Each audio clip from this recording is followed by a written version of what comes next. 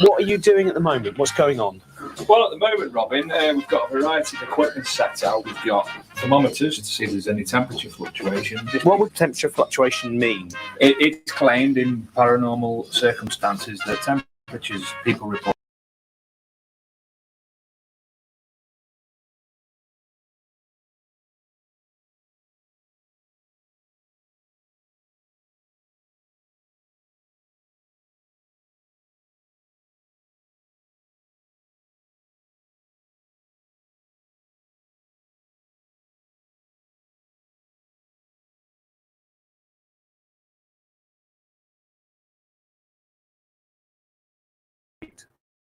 All right then.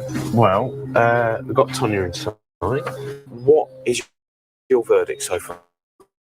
Well, I've the footage originally and found it very interesting, able to replicate, and therefore we're unable to authenticate. Are you telling me it's not a ghost? It's simply done by a piece of film or something clear, which is placed in front of the camera. The biggest giveaway for us initially was the counterflare, which was from the light source behind it. Had to have been reflecting off something, a surface placed in front of the camera whilst filming, and that led us down the path of being able to reconstruct the footage. People like you aren't helping my sideline of work as an exorcist whatsoever. I've got no exorcist work out of these guys.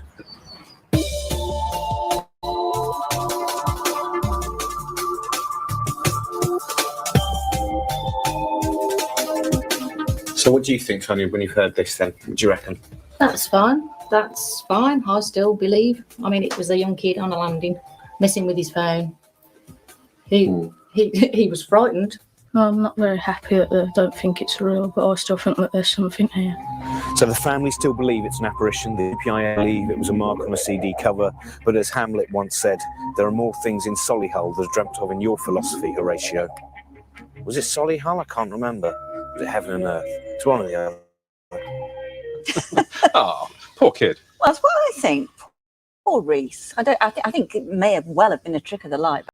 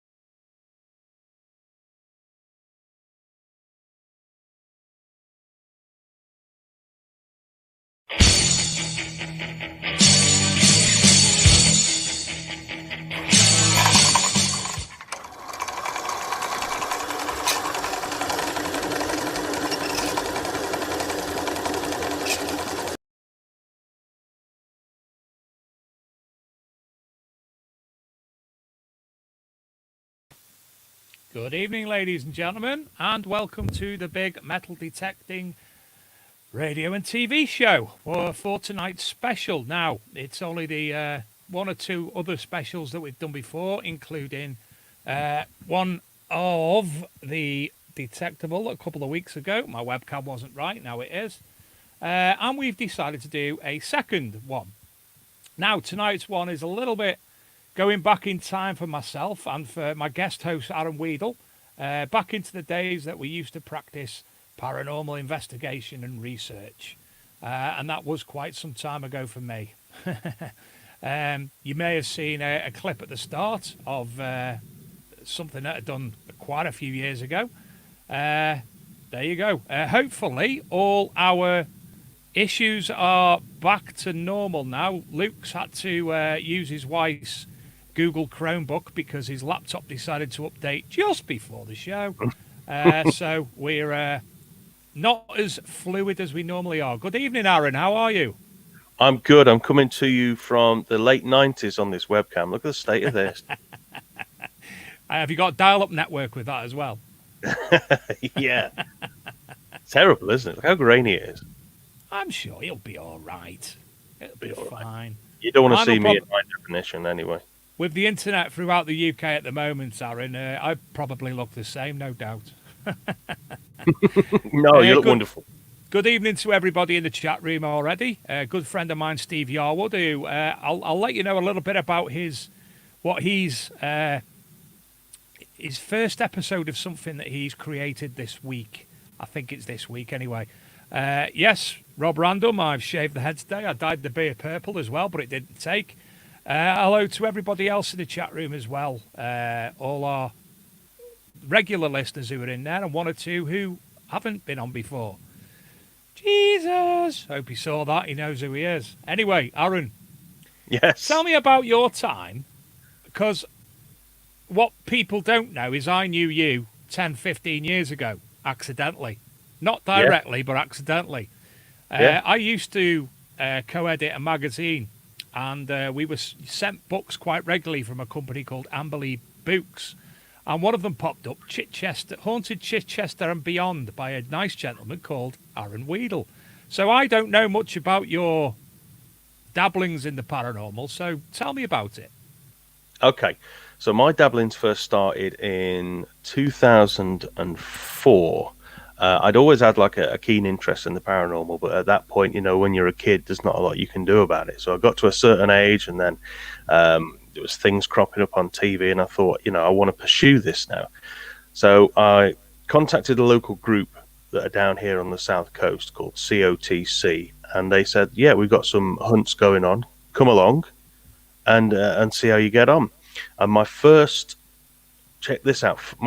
proper paranormal investigation was at Mitchell Priory, of all places, a fantastic location. And I went along, met everybody, Stacey, Stuart, Adrian, everybody there, and did the investigation and was hooked. And that was 2004 when I first started paranormal investigations. So what led to the book? The book, well, from that, I started a website, and I made a note of everything that happened on each investigation. Photographs, changes in temperature, everything. I jotted everything down on the website and made case investigation notes and everything else. And then I thought there may be people interested in reading this. So I contacted a publisher that made books along that similar line, haunted, whatever. And they said no, they didn't like it. But they were looking for somebody to write Haunted Chichester. Would I be interested? I said, yeah, all right, I'll do it for you. So that was it. They gave me a brief of what they want and left me to that, and I did it. Marvellous. And sales-wise, was it well received? I know we did a good write-up for it at the magazine when I didn't know you. Probably still would if I did know you, but that's another matter. Did it go down well? Yeah, it did all right. The initial first editions all sold, and then it went into second editions. I think all those have sold. So I don't know where they are at the moment with the print. But I have seen it in the local supermarkets every Halloween. They'll be in the little corner in the supermarkets, and also I went into Bognor, and I went into the discount bookshop, and there it was. So how far away do you actually live from Chichester? Well, it was. So I'm Littlehampton. So I'm just on the outskirts. You got Littlehampton, then you got Bognor, Selsey, and all that, and Chichester. So I could drive to the centre of Chichester in 25 minutes. So it was perfect place for you to actually write about, somewhere that you know well. Yeah, it was perfect because before the book, I'd been living in Sussex since 1990, and I came down here to work as a bus redcoat. And then after that, I ended up getting a job at local radio station, Spirit FM. So, and I was there for a few years, so you get to know a few places and a few stories working at the radio station. And the radio station itself, actually, Spirit FM over at Duke's Court, that is haunted. We've seen something there one night. I'll tell you about that a bit later on if you like. But yeah, from there we did the book, and it was really enjoyed it. I'm hoping that the book cover is actually on screen at the moment. I don't know if Luke's current system will allow it, but I have got it up on here and I am sharing the screen. So hey, there it was. There it was gone. So you've been involved in all manner of investigations, all manner of subjects. And now, obviously, metal detecting is your foremost hobby, other than, one other thing I may add, cosplay. Yeah, I do a bit of that. Again, obviously, you can't be a paranormal investigator without having a keen interest in the film Ghostbusters. And I just got round to going to a Comic-Con one time and saw these guys and saw the proton packs and everything else, and yeah, they were all screen accurate, and I thought, I wonder if I could build one of those. So I did. Cost a fortune. And now I'm part of a group called Sussex Ghostbusters, and what we do is we go out to charity events. We have a stall, tombola sort of thing. We do a meet and greet. We walk around. We raise money for, I believe it is, St Barnabas and Children with Cancer. Marvellous. Fantastic. Good effort. And obviously now, metal detecting as the paranormal stuff took a back seat.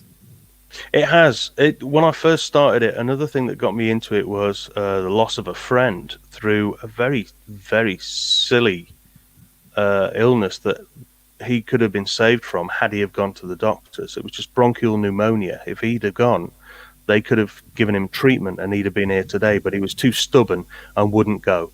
And it hit me really hard. He was a good friend. He was one of the first friends I had when I moved down to the South Coast. He sort of looked after me like an older brother sort of thing.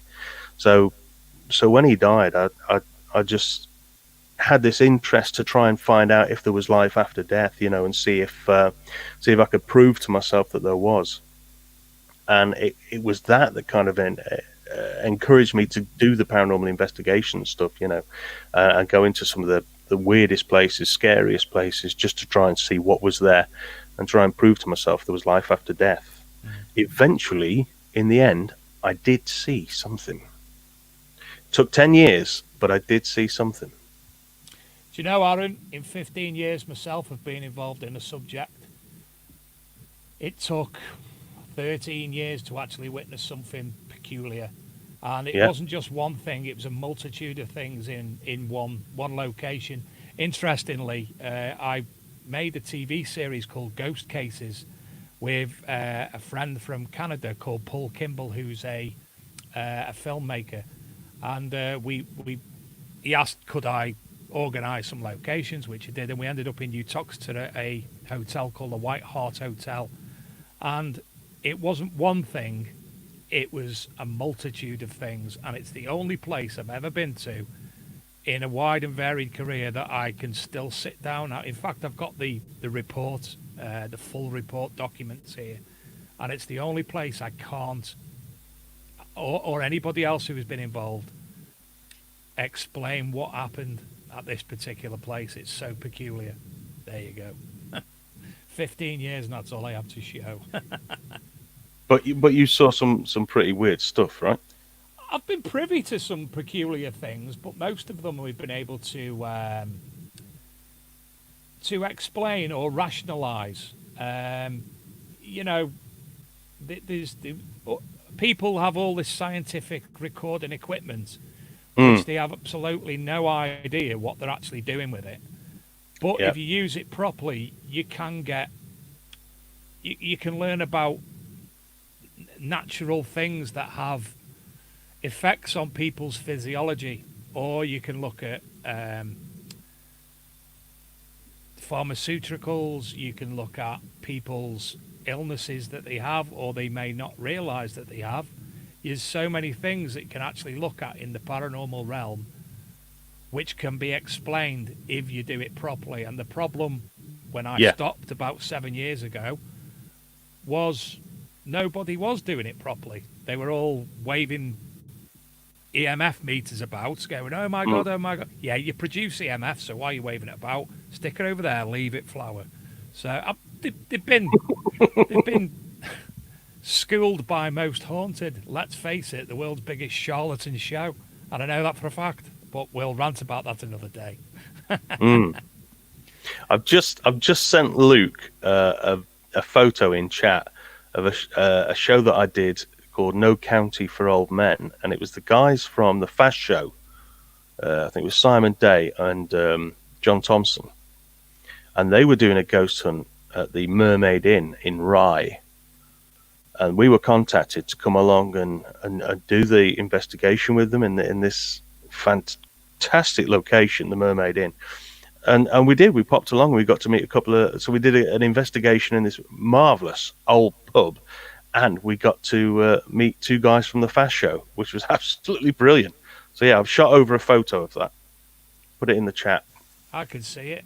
I'll open it. Save Luke doing it. Okay. Let me just. Where do we do? Share to. Share screen. I'll share that, Lucas. Let me know when it comes up. Oh, look, it's him out of Cold Feet. There you go. Yeah, so it was Simon Day, John Thompson, and we got Ian at the back there, and we got Stuart as well, part of COTC. It was a brilliant night. It was good to meet them. Fantastic and that went out on the History Channel. Fantastic actor. I'm sorry. Digger Dawn is trying to get on, but she has a issue. Now, Dawn, if you are listening, which you should be, if you are trying to share it to Facebook yourself, don't bother. Just follow the link that I sent earlier, and that will bring you obviously into the back room. Otherwise, if it's to do with you doing it normally, I'll have to speak to you off air and give you the whys, what's, wherefores, and whatnot. So anyway, we do have another nice gentleman in the background at the moment who's coming on to join us for this evening, Mr. Julian Evan Hart of Treasure Hunting Magazine. Good evening, Julian. Here he is. Yeah, say good evening, everybody, and good evening to yourself, sir. Great to be involved. More than welcome. It's fantastic to have you here. Can I just check with you, Luke, that Arron's still in the building? Yes. Yeah, Arron's there. There he is. He's still there. How's life, Jules? Not so bad, not so bad. I'll say I was fascinated to see, first of all, a Saturday radio show, and secondly, on a subject which is quite dear to my heart. Like, I've always been intrigued and fascinated. Jules, Sunday, mate. Is it a Sunday? Oh, no. You know what? I have to apologise. That comes from working at home. What day is it? I have no idea. I have to ask Lisa. I said, is it Thursday today? I beg your pardon. Yeah, well, anyway. Well, hopefully there's some food in the future. We'll have a Saturday show. Yeah, Sunday. Jeez, Christ, where did that week go? Yes, a subject really that fascinates me. I've had quite a bit of experience through friends and some areas that broach into this of elements that science or logical reason can't explain. Therefore, one would say to me, Jules, are you a believer? Yeah, I am. partly because I just think some of the things I've experienced and some of the things people have told me, and I will tell you about these, they are intriguing. I've got a list I drafted out of these experiences, and they make my jaw drop even after 25 years. And I'd like, throughout the show, I'll reveal them all, and maybe there are some listeners who've had similar experiences. I'm sure there are, but if there are, if anybody does want to come on the show and tell us about their experiences, like you're going to Jules, and like Digger Dawn's going to come on, please feel free to contact us via find myself or Luke on Facebook, Luke Higgins or Dave Sadler, or via the Big Metal Detecting Radio and TV show, and we will try and get you on as soon as we can. We'll send you the link to come on board. So, sorry, Jules, sorry for interrupting. No, not at all, not at all. The whole paranormal element has intrigued me from what metal detectors refer to as the X factor. When you can be in the middle of a field, look at a white stone or something just says, go 10 foot or 10 steps forward, turn left, and you'll get hammered. And on the odd occasion, you do, or you get something, or something says, go and check over by that stone. You head towards the stone. I don't know why this happens, and you get a fibula brooch. And you sort of think, God, I wish I'd just told my mate over there about this. Sometimes I get experience of I'll get complete number plates come into my mind, and I only ever told somebody once, and then next minute the car drove by with that number plate. And I do this happens quite frequently to me, but I've always been sort of interested in this from, I'll say, from a detecting point of view. Where you get a battlefield, I spend a lot of my time around Second World War airfields, particularly aircraft crash sites where I've had, or some of my colleagues have had, these very strange experiences. And, I'm a believer. When I find a little Roman farmstead, there's a few grotty coins, cobbles, some broken tiles, some oysters, I always think to myself, this is the only evidence left of a family, maybe generations, who lived here, their loves, their anguishes, their misery, their pain. And there are people I've met who believe that those elements, once people pass on to the other side, do remain in the area, or maybe in specific artifacts, which is something I will come on to with an intriguing case that happened to a friend of mine 20 years ago. I'll say, I spend a lot of time around Second World War air crashes, and again, there is something to be said about maybe where young lives are taken away so quickly, so dramatically. Some of those people, might still be alive today. They didn't do all that living.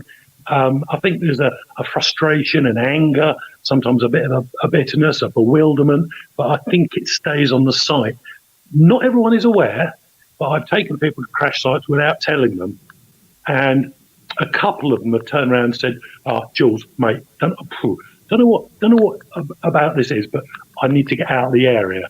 He goes, nothing evil, he said, but it's just overwhelming and I can't deal with it. And I think there's something here, and this is what intrigues me. One particular instance I had a couple of years ago, where two B-17 bombers collided over a village. I traced all crew families in America. I had some of them come and stay. Now, the first one was the grandson of the waste gunner. Now, he came over to stay and have a look at the crash site, and he actually was into paranormal himself, and said the reason he had come and traced me on the internet was because he'd had a dream that he was trapped in an aeroplane, gone to another, I might use wrong words because I'm not experienced in it, sort of like psychoanalyst or whatever, he put him, hypnotised him and said, one of your relatives is coming through as being killed in the war. Anyway, he investigated it, found me, I took him there. And in that wood, much like Bergen-Belsen and Auschwitz, no birds had ever sung. I'd shot that wood, I'd walked that wood, been in there 40 years. No birds at the top end of that wood ever sung where those 9 young men were killed in the B-17. Now, I took the first relative, which was the grandson, into that wood. Nothing happened. I mean, he was quite emotional, as you can imagine. I showed him the spot. We came out of the wood, and he turned around to me, and I will never forget, I was quite emotional, having achieved such a thing, it was a great privilege. And he turned around and said, oh, well, you spent 40 years researching this and writing books about this one incident. And I looked at him, I said, I don't know. And he said, well, I'll tell you. He said, it's because then, 55 years ago, you died in this wood. And what can you say? Yeah. And I thought, you can't challenge that. And he said, I know you did. And that was my sort of really rock-fronted experience of something else. I mean, you know, I go to this bird singing, who came out of the wood. As soon as he said that, there was a rush of wind on a windless day, and everything that was in that wood burst into birdsong. Now, to me, no, I don't buy it. Science can't explain that. There was something there. The wood sighed a sigh of relief or something, that somebody had come back to commemorate those young men, which, you know, an amazing experience. And I do believe that sites like this capture something. Some of the conceived things, I read an account the other day of a guy who was metal detecting a battlefield to the edges of the battlefield, and all the trees went wavery. He thought he was passing out. And then he looked under the trees and he could see soldiers there with arrows and heard speech and shouting and everything, smell the wood fire. And then all of a sudden the trees like went sort of stiff again and his visibility was perfect and it had gone. You know, a little mirror, a little tape recording that comes back from the past. I really don't know. Was it, you know, could it be his mind playing tricks? Yeah, it certainly could. I'm not qualified to say that. But, you know, these things are the things that really do make you think. The other time I experienced something strange was when I was excavating at Heinkel 111. And in the middle of the field, with my mate, we were about 4 foot down this path. And all of a sudden there was another huge rush of wind through down, and a shadow passed over. We both instinctively ducked. And I got up straight away, looked around, nothing. And I was so pleased because he turned around and said, Jules, what the F was that? And I just, it was like a jumbo jet. It was a big shadow, you know. And I thought, it's another sort of strange case. The one, sorry, do tell me, Dave, if I'm hogging you so, but the one that really gets to me is a friend of mine. We dug a Mosquito aircraft up 30 odd years ago. And my friend, we found personal belongings for the crew on that, and we were in process of tracing the crew, their family, to return them. In the meantime, my friend got up every night and he had a studio downstairs to do the research. And the first time he noticed, his briefcase had been taken off the floor, put on the desk, his file had been taken out, opened at the page of the crash and the photograph of the crew. Nothing to worry about first time, you know, too many tins of pastas the night before, I must have left it. Anyway, it happened for about 8 days consecutively. And then he went down the pub and came back one evening, and his wife was really, really agitated. And it take a lot, I mean, she was married to a detective, so, you know, bless her, bit of a lady, puts up with a lot of stuff. And she turned around, she goes, right, she goes, what have you brought back to the flat? And he said, well, what do you mean? What do you mean? And she said, you've brought something back into this flat, haven't you? And he said, well, you know, I've got bits everywhere. And she goes, no, recently. And he said, well, you know, what brought this on? Like that, you know, and go down a pub with mates, have a good little time, and I get grief. And she said, well, I was just watching EastEnders. She said, and I had this feeling to look in the doorway into the room. And she thought, I'm not going to look in the doorway. And she fought it. And anyway, she looked in the doorway and said, well, this is why I'm paid off. She said, I've just seen the most handsome, blonde-haired RAF young lad looking at me from out of our doorway, Barry. And I'm sorry, but whatever you brought back. Anyway, long story short, about 2 weeks afterwards, everything had calmed down slightly in the house. And the little baby's cot started clicking. And it was a sequence click, you know, tapping Morse code. And luckily, well, a lot of our friends were in the RAF, and one of Gary's friends was the cryptanalyst. So he invited him to come around the house because even Gary knew, you know, the wood wasn't creaking for some reason, it was clicking. And the guy turned around to him and said, you taking the mick, Gary? He said, because it's all wartime jargon. He said, approaching enemy coast, light flak, one or two fighters distant right. He said, he said, no, I'm not going to ask you that. He said, you couldn't be faking this. Anyway, the guy's wife found out about it. And the end result was they had to have a priest to come around to exercise. He said, nothing evil here at all. He said, you disturb a spirit, for want of a better word, and he's just curious. And the priest turned around to Gary and said, have you brought any personal belongings of the crew into the house? And he said, yeah. He said, I've got a wallet and some car keys, what was left of a checkbook stub or something, and a letter. He said, that was found on the crash, obviously. And the priest said, well, he said, you're going to have to return it to the crash site to calm things down. So anyway, in that meantime, Gary put it around his mother-in-law's just as a token of goodwill. But fortunately, found family relatives of that crew member and returned all the things. And after that, everything stopped in the house. It just went quiet. There were no further disturbances or sightings in the house. And that for me is one of the epitome ones. There was one other instance, which was particularly interesting, when friends of mine dug up a Dornier 17, and there was so much wreckage there that the bodies were uncovered as well. The coroner came, the police came, take them away, and they had to say to the farmer that they had something like 8 tons of wreckage. Would it be all right if we store this in the farmyard? And the farmer said, yeah, of course you can. And when my friend went back a week later, it's a really misty day, and all the girls started coming down from the stables and everything. And they flagged him down and said, oh, bloody hell, we thought you were already up at the farmyard. And my friend turned around and she said, we thought you'd taken it a bit far as well. And he said, well, what's happened? So, sorry, I didn't mean no, you really haven't upset anybody. And she said, well, I was mucking out this morning about 4 o'clock, so that, as was Susie, come across the courtyard, and on the wreckage were 4 young men, we assume in German uniform, because one had 9 cross around his neck, they said playing cards. And I thought, amazing, that could never have been, the description of the uniforms was absolutely spot on for Luftwaffe night operations in early 41. What can you say? It's just absolutely fascinating. But I say, what else have we got? I tell you what, Jules, I mentioned it to you a while ago. Very peculiar. Obviously, I've had a involvement in the paranormal and such like. But one of the other things I've been involved in.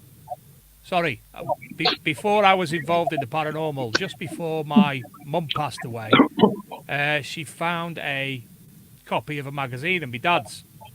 So I was like, "Ooh, fantastic! I'll have a read of that." Now I'm sharing it as we speak. So you tell me when you see it. April 1978 edition of the Treasure Hunting magazine. Oh my gosh! Yeah. Can you see that? Fantastic. Yeah. What is that machine for a start? I don't know. It actually, for the time, and my eyesight is pretty bad, but actually for the time, it doesn't look too bad. It doesn't appear to have a candy cane handle. It's just like a stick with a circle on the bottom and a small remote at the reverse. Yeah. Anyway, there's 2 articles in it, and I opened it. This was my dad's, remember? Like, I was 4 at the time. That photograph I've showed you of myself was taken around the time that he must have bought this machine. But as you can see there, treasure hunting and the supernatural, and I've only just realised, advice for beginners, researching sites and studying ley lines. Now, I haven't finished sharing just yet. I've scanned the magazine. And there's the article by a lady called Kate Johnson, who must, looking at that, she must be about 30, so she must be at least 70 now, maybe 65 to 70. But it's a fantastic article, talking not dissimilarly to what you've self been saying about having intuition to go to a certain spot, the feeling of being watched, the feeling, intense feelings and such like. So it's a 2-page article with a nice little jokey bit in the bottom. I do like that, actually. There's one story by a guy called Barry Thompson, who kept having a reoccurring dream. And this led him to find something of consequence. I'm not quite sure where it was. Treasure reputed to lie in a wall cavities there. Anyway, as you can see, this is an article from 1978 in Treasure Hunting magazine, and I was fascinated because this was me dad's magazine. Absolutely brilliant. And it was just a case of coincidence again. I picked something up that my mum gives me that was my dad's, and it's got this information in it. Absolutely fascinating. And I've got a number of others as well, because somebody's given me a number of other machines. And it's absolutely all sorts of fantastic information. So if you go to a car boot sale and you see any old magazines, pick them up, because, I mean, I've got loads of other more modern treasure hunting magazines as well. But, I'm just opening this here, Jules. No, it's brilliant. There's nothing like a good reminisce, especially when it's relevant. I mean, these things, they're not new issues. People have known about these feelings, I think, in a wide context of life. Yeah. It's nice to see it, from 40 years ago. There's a coin shooter, Mark 7. Yeah. I think that was a white machine. £81.70. But, I mean, that was a huge amount of money. Absolutely huge. I mean, that was well over a week's wages. Yeah, there's one better. A Super Pro. I can't see who that's made. AR Electronics. £254. I mean, way back in 1978.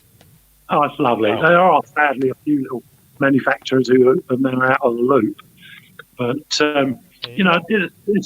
I've been fascinated with this. I mean, there's a few other little things. I did have a friend who, we used to do this Roman site frequently, and one day I found him having about 100 bags in the hedge.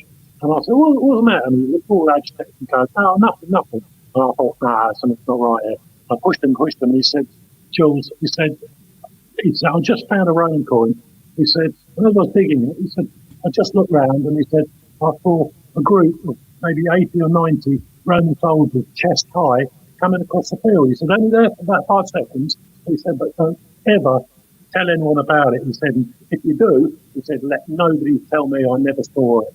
He said, because I did. And coincidentally, he saw it 3 other times while I was there, but I didn't pick up on anything. But when we looked in a research book written by a group called the Viators in 1960, they had actually proposed that there was a small Roman road running across all these fields connecting 2 villas and a settlement. And the reason for that they were waist high, whatever, is because of the original sunken level of the road, which I was quite fascinated with.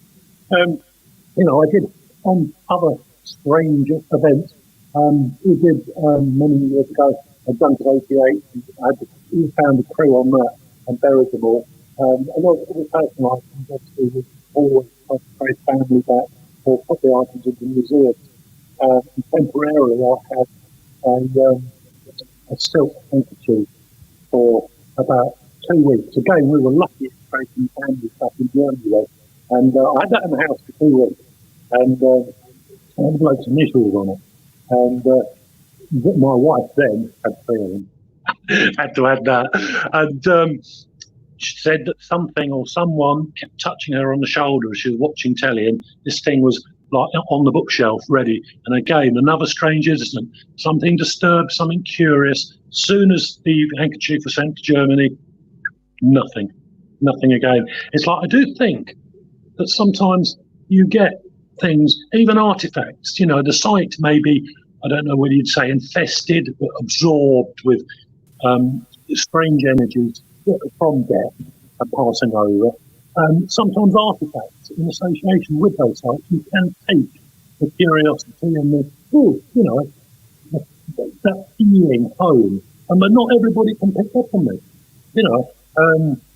It's a very strange thing with battlefields and places where, people did commit their lives and they left something behind. It's an emotion. When you get an eyewitness back on the site, of course, that emotion is reality. they experienced it, they saw it.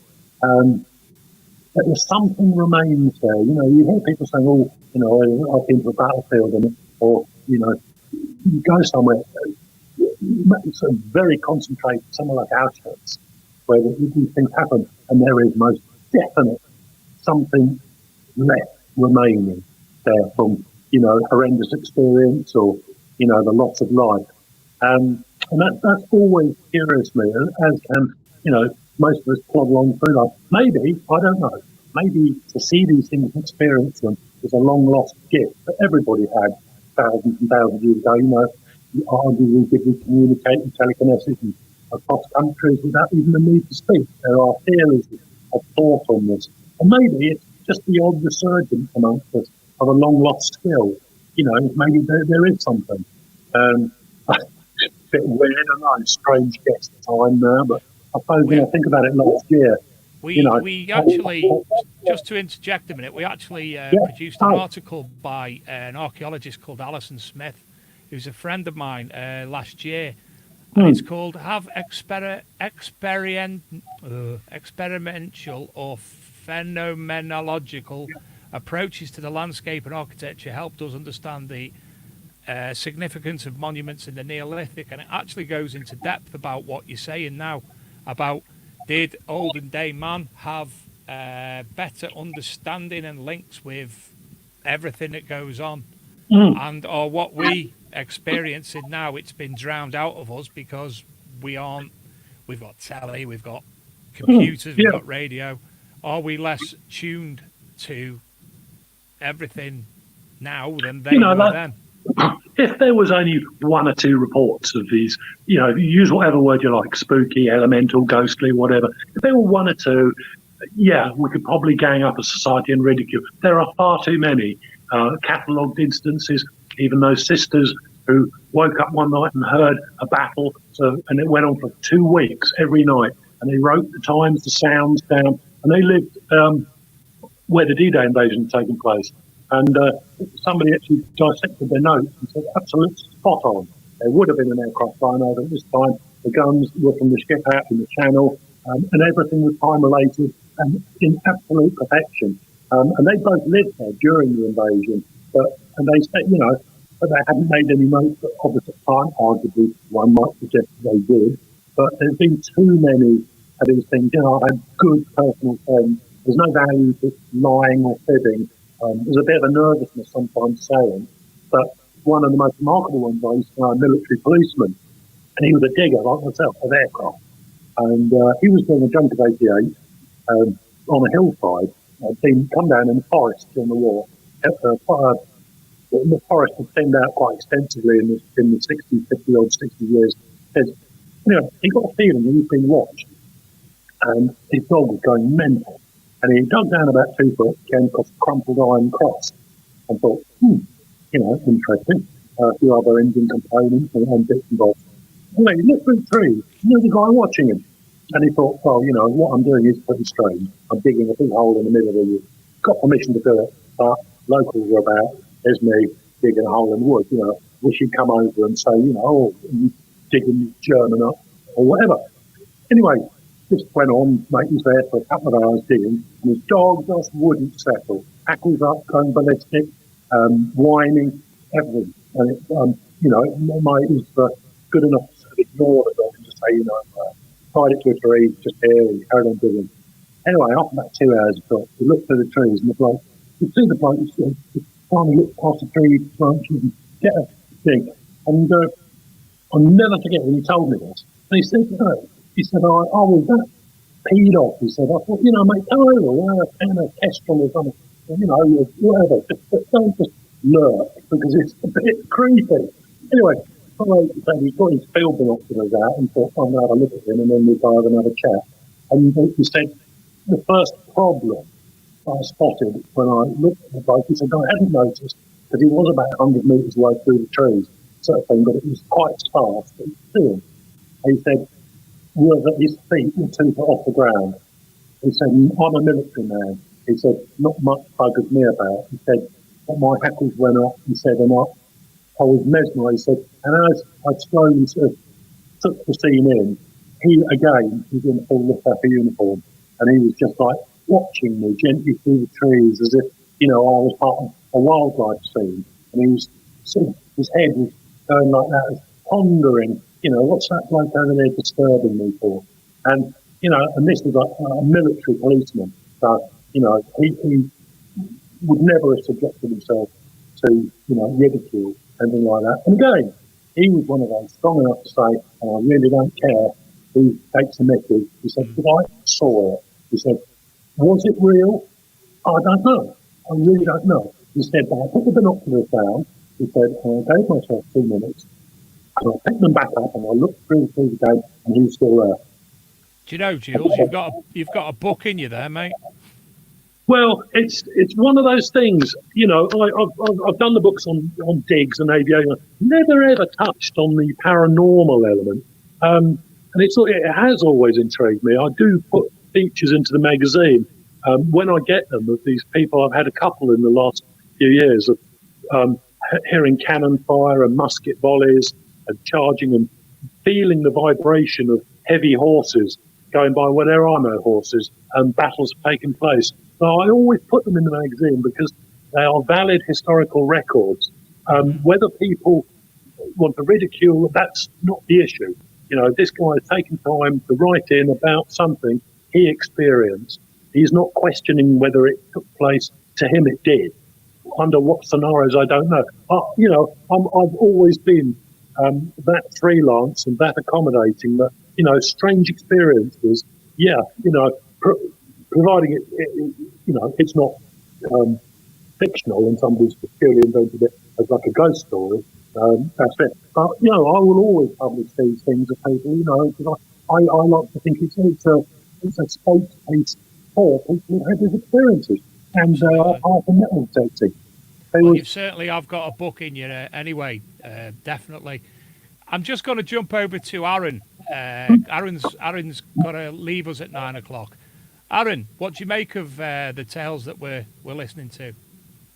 Yeah, I mean, they sound the same sort of thing as you get at a normal haunting, at a location.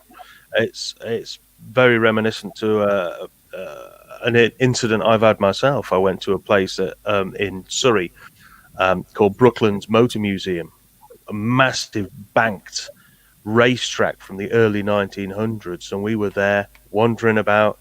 We were on the members bridge at the far end. Now it's all bricked up, there's nothing there, you can't get in, but I took a wander down just to have a little look around. We were all chatting, we were all relaxed, and then I heard a voice in my head say, "Who are you? What are you doing here?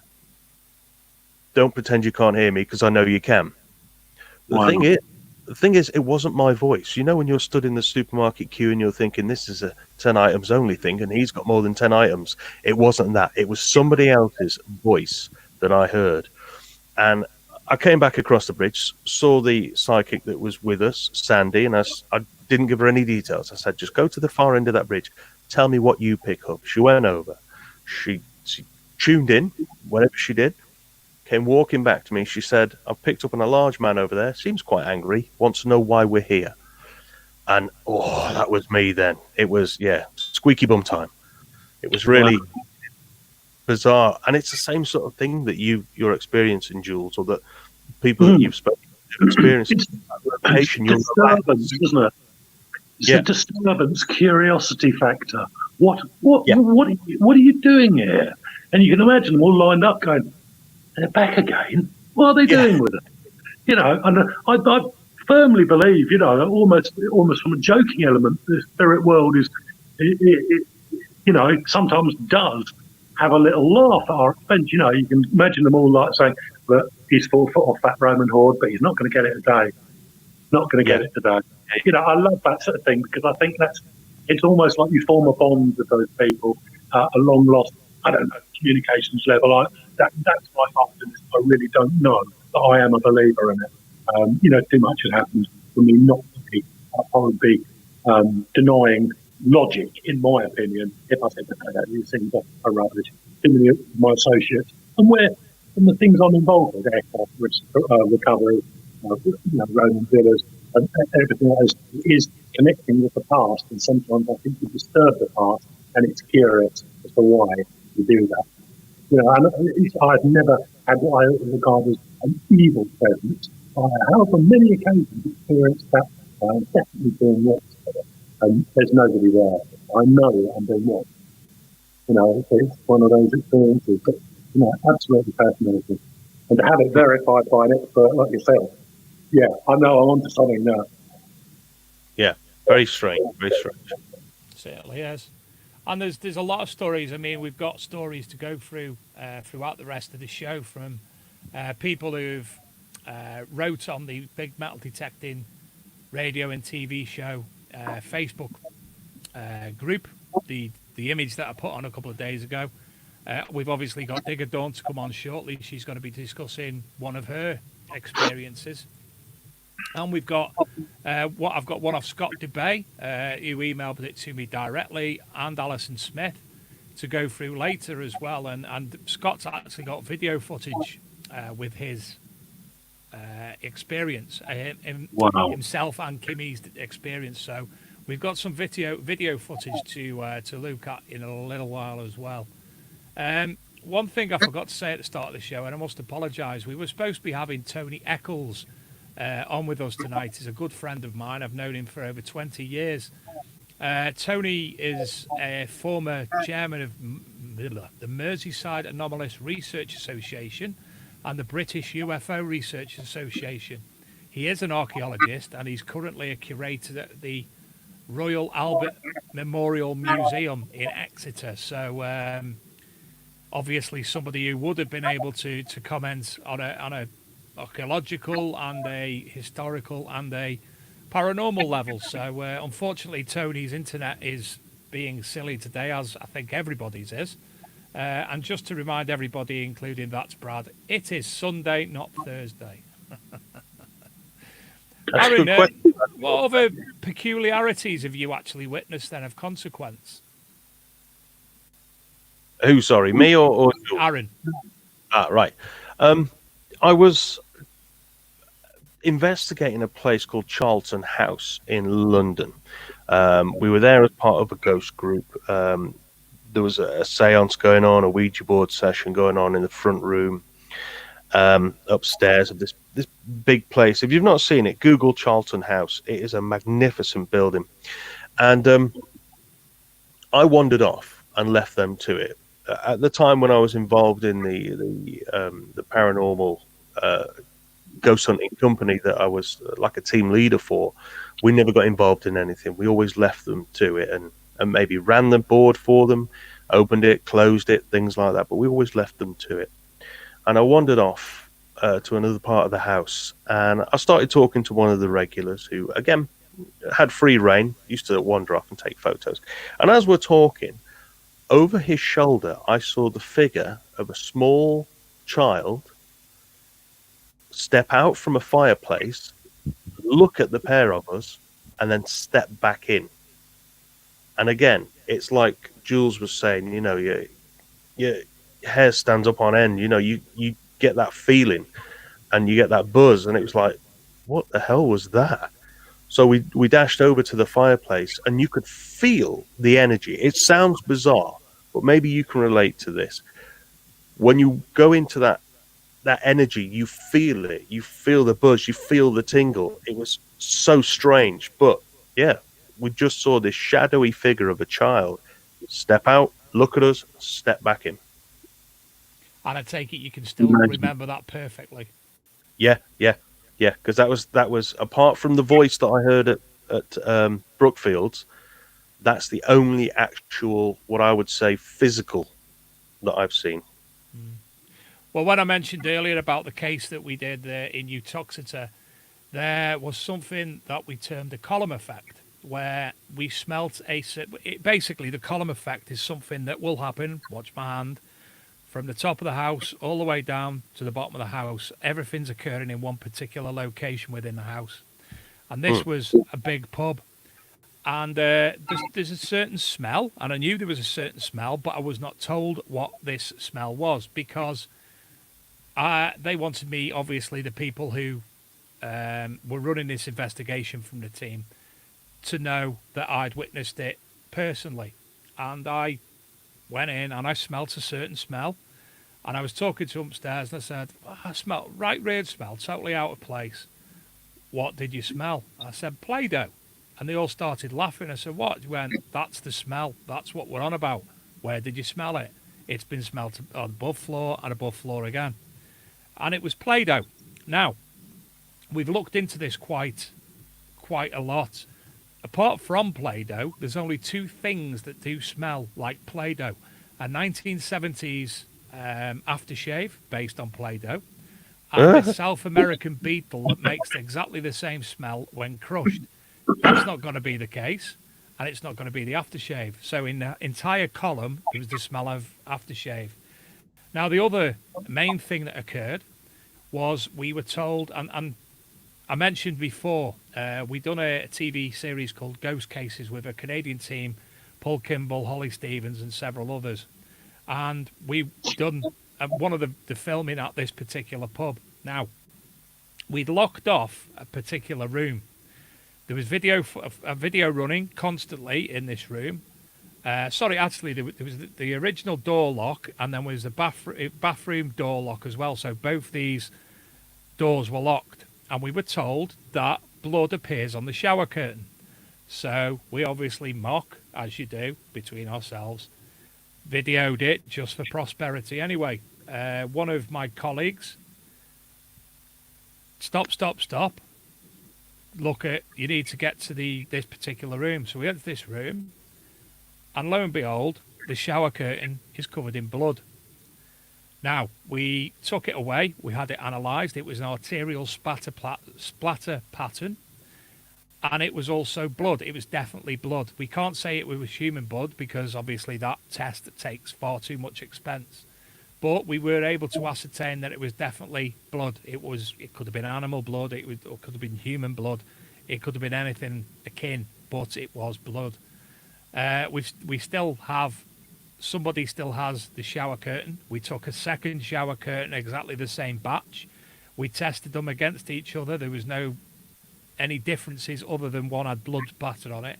And you actually watched on the video as well when I haven't got it anymore. I don't know if it's still in existence. The blood appeared as a splatter on there. Now, nobody could get to the second floor. Nobody could get to it.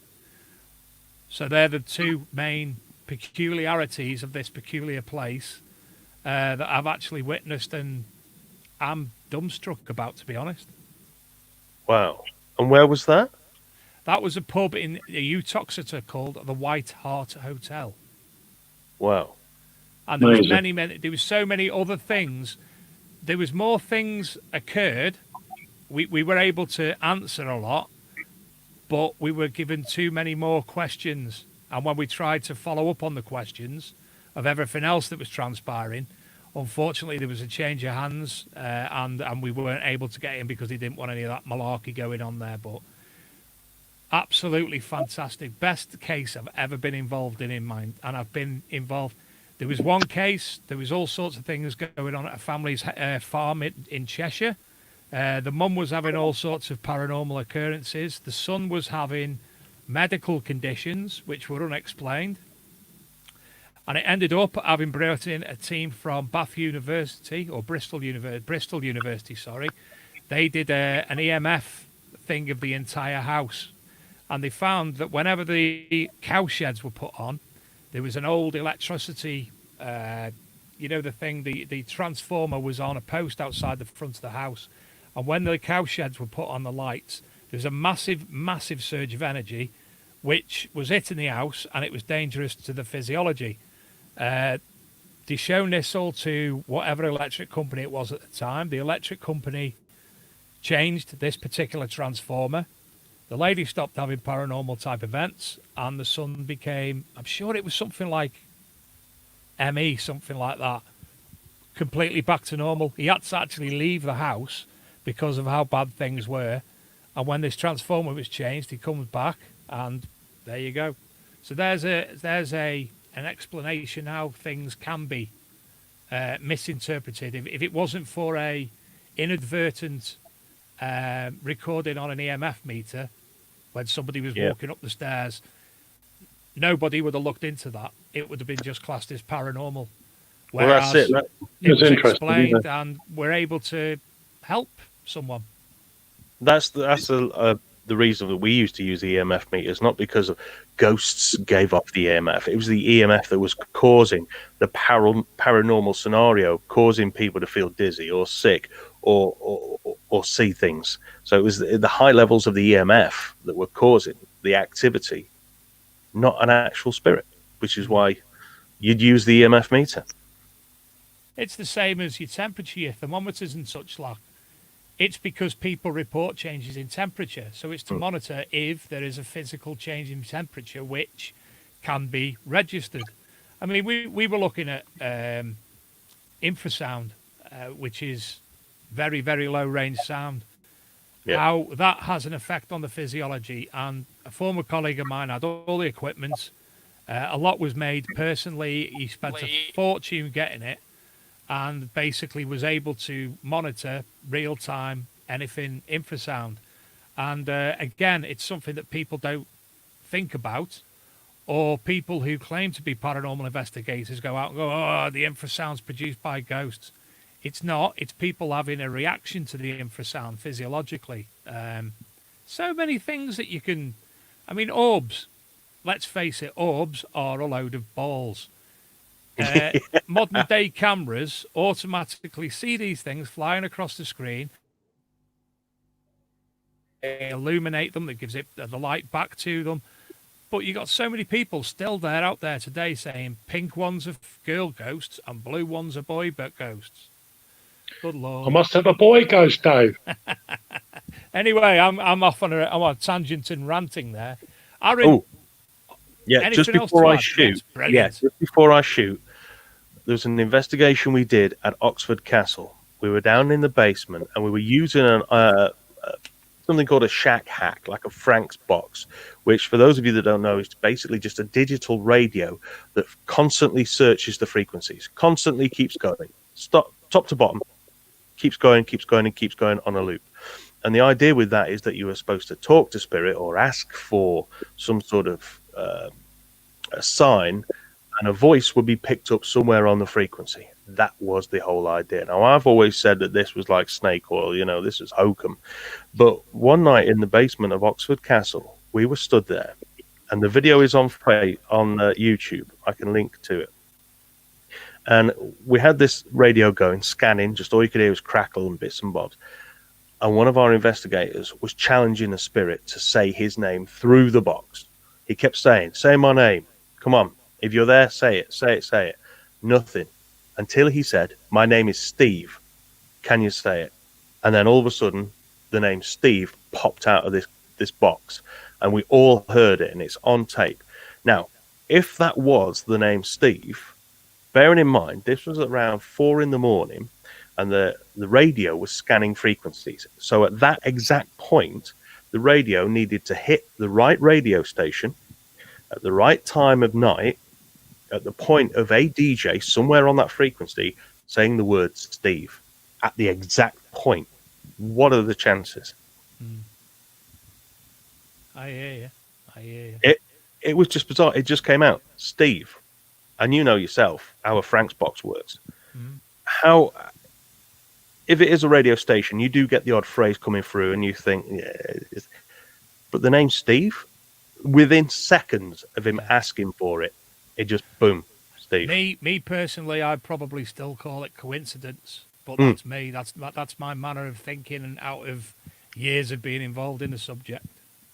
What do you think, Jules? Shock.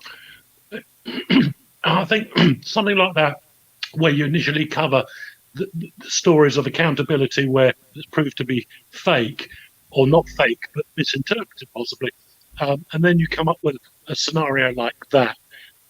Do you know what?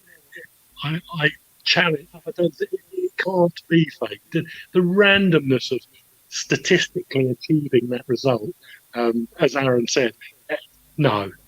Something of great interest occurred there. Well, Arron, unfortunately, you've got to depart now. For those of you who don't know of Arron normally, you can find him on YouTube, South Coast Detecting, and he's also got a Facebook group.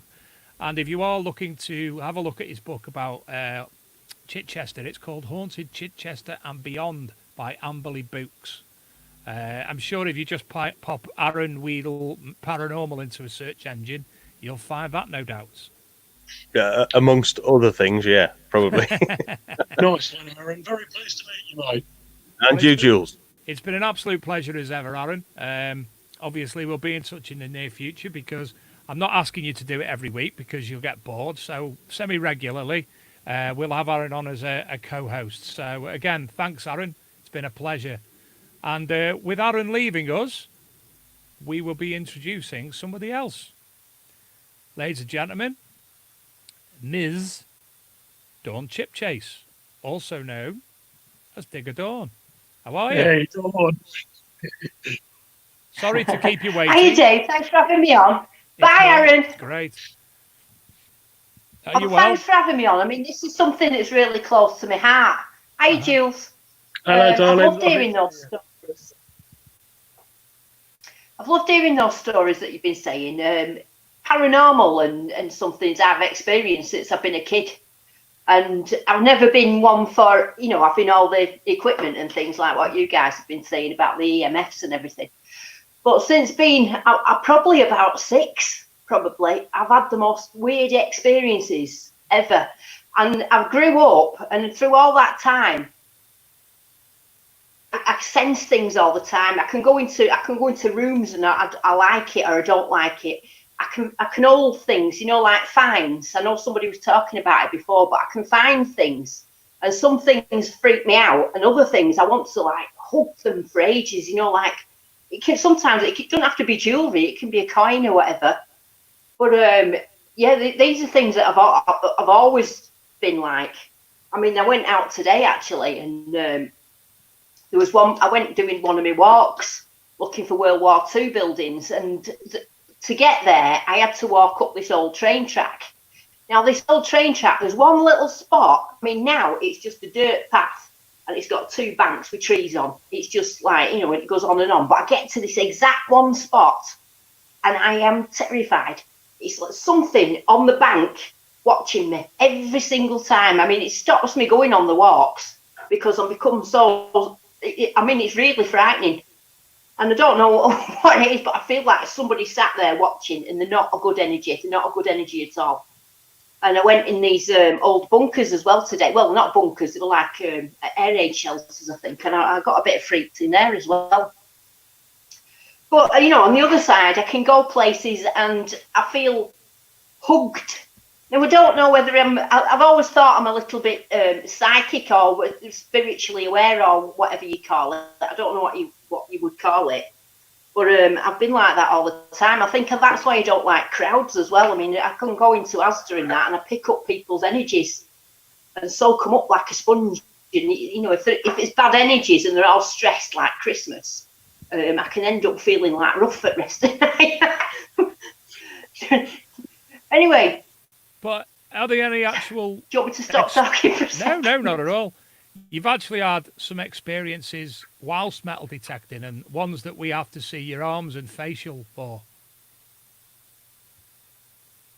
Yeah, well, the one that was most surprising. I mean, sometimes I can go into a field, and I immediately don't like it. And I've said to Kev before now. I said, Kev, I don't like it in here. I mean, there was one field. Kev was pulling silvers out left, right, and centre. His friend had found a gold pocket watch in it. I mean, it was a good field. I couldn't go in it. I just couldn't go in it. I didn't like it. But there was the one that I remember the most, which was quite frightening, really, is I was melted. It was about 2 years ago. It was around about now this time, actually. It was about 2 years ago. It was a lovely day, really, really sunny. And I was out with Kev. And I didn't have a care in the world. I was having a lovely time. I was metal detecting, pulling out George III's like usual. And I was on this particular target, and I was looking down at this target, not thinking anything, of just enjoying my day. And I felt this thing rush at me from the back. I felt the energy of it, and I felt the sound. The only way you can explain it would be like as though it was like some sort of rabid wolf or lion, that sort of size. And it come flying at me from the back like that. It went, "Roar!" In my head. I dropped my detector and turned around like that. There was nothing there. Not a thing. And I was terrified. Kev was like in the distance.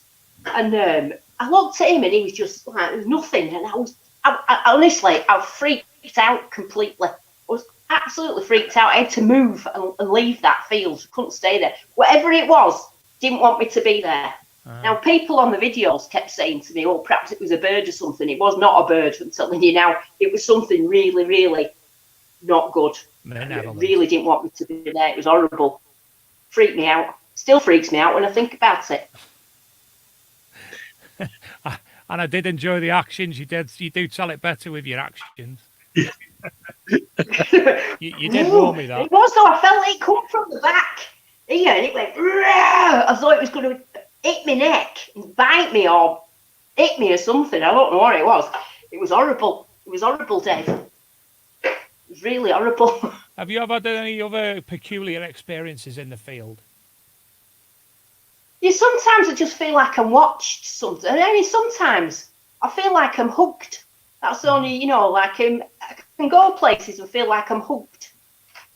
So I think my paranormal things are not always negative. There's, sometimes the good things. Yeah. But there's lots of places that I feel like I'm hooked. But that was the worst one while I've been metal detecting, definitely by far. Well, I'll always remember. In fact, I ain't been there since. I don't think I'll go back. Don't blame you, Dawn. We were talking about intuition. We were talking about intuition earlier in the show, and I'm the opposite to most people like yourself, Dawn. I'm not a non-believer. I've just been involved in it so long that it became second nature, let's call it.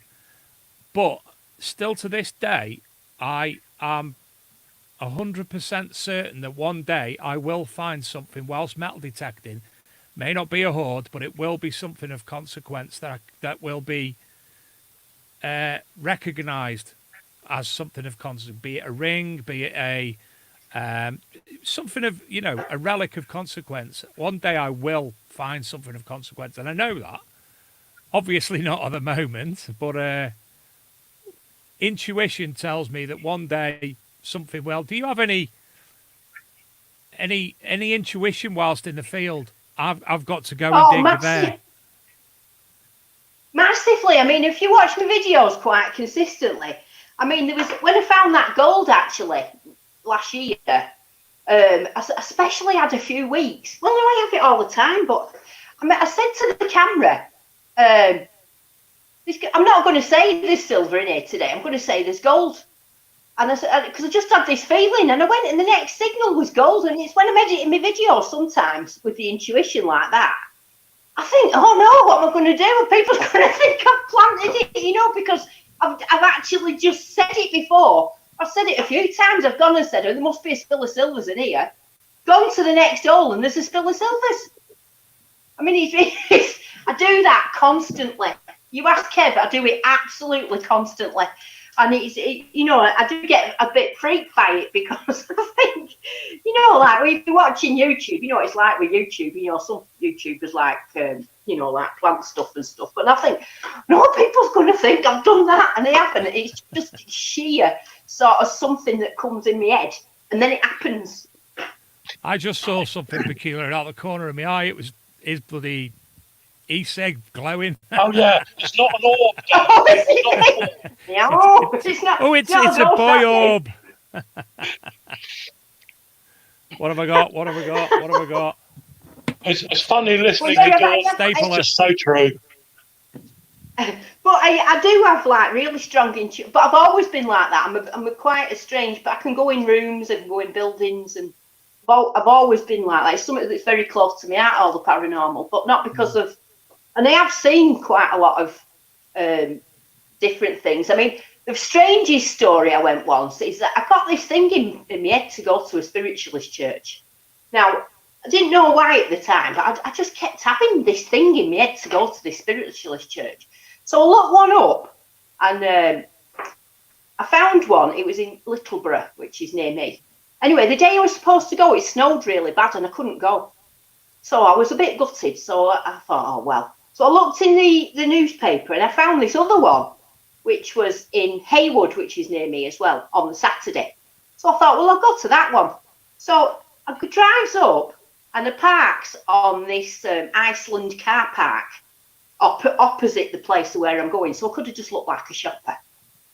And I parked there. And there was these two women that kept staring at me out of this car. And I thought, what are they staring at? Anyway, one of them comes out of the car, comes over to me, and she says to me, are you going in that spiritualist church? So I said, yes. She said, I know you are. She said, we do. There were two spiritualists that used to go around, and they said that somebody had told them or something or other. And then they said to me, do you want to come and do training because you've got a lot of abilities? So it didn't cost nothing. It wasn't like no scam. So I went up to their house. Must have been like every Wednesday for about, well, it must have been for about 3 or 4 months, doing all this meditating and doing these different things of being able to, you know, like contact spirits and old things and all that, which I naturally did anyway. And it got to a certain point, and I started seeing people in my house, and I've become so scared. I actually rang them up and said, "Ain't coming no more." I mean, as I was seeing people, it was a bit scared. I was scared, and I think once you get scared, you can't see anybody. But it was a bit too much for me. I think I just shut myself off from it. But yeah, I've always been very like that. Well, we've got somebody else coming on the show now. I've just had a message on Facebook to say that Nick West is waiting to come on. Right. Nick, I think you mentioned him in a comment on Facebook, but I think Nick's going to come on now. Now, his connection might not be great because he's in Spain, but good evening, Nick. Hi, how are you? Evening, Fantastic. Nick. How are you? Hi, Jules. Yeah, I'm fine, thanks. Nice to meet you, and Hi, Dawn. thanks for coming on the show. Hiya. That's all right. Pleasure. So please tell us about your experience. I've been detecting for about 50 years now. So it started when I was 10. In 1982, I decided to take myself off to the Ardennes with a friend and start detecting in the Ardennes. Back then, it was legal to do it. You could go anywhere, any battlefield back then and detect. We decided that we wanted to actually detect this one particular area, which was about 9 kilometres from any road. So we spent a day walking there, set up camp, did a bit of detecting, found some nice bits and pieces, got the campfire going, and went into the tent and went to bed. Woken up about 5:30, 6 o'clock in the morning, when it was still dark. The sound of tanks rumbling past the tent. Wow. Yeah.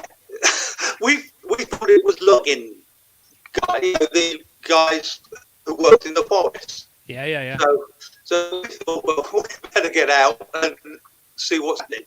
So we got out the tent and there was bugger all there. Absolutely nothing. But the sound of these vehicles kept coming. And it carried on for about 10, 15 minutes. And both of us just stood there looking at each other, thinking, what the hell is going on?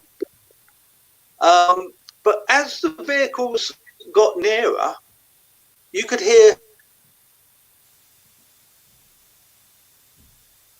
voices. Oh, there we go, voices. And that really freaked me out. Did you look because, into like the I site? said, we were 9. Did you look into Yeah, the site I did, history and it was about? Yes, it was actually one of the main routes that the German army took. Wow. On the Battle of the Bulge, and it was freaky because we stayed there for the rest of that day detecting, and we found bones. We found human bones. Yeah. So we thought that's enough now. We buried the bones, marked it, and went back and reported it to the police.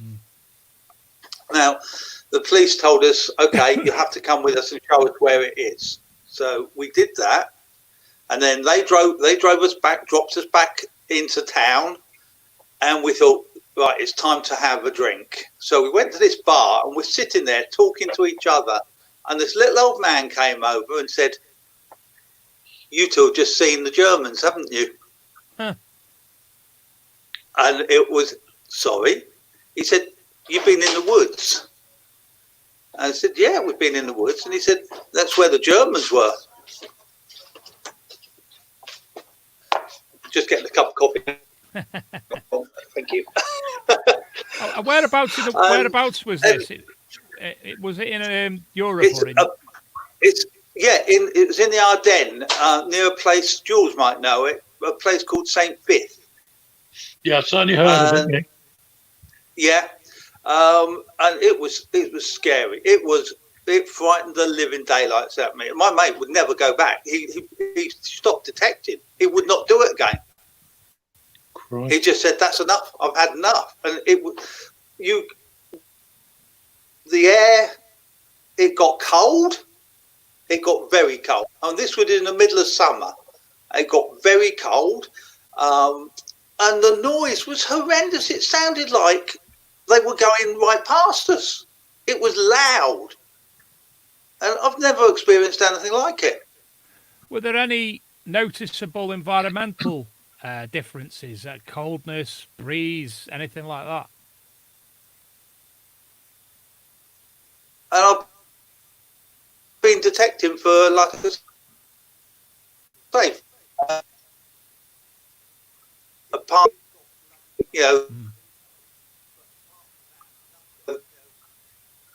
this was horrendous. When we heard it, when we were in the tents, and we came out of the tent, honestly, we thought it was loggers, the guys coming to chop trees down. We thought it was like great big tracked logging vehicles.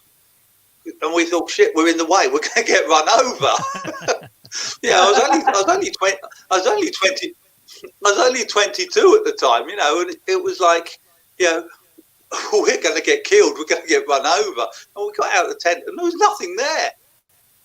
And like I say, we were 9 kilometres from any road in any direction.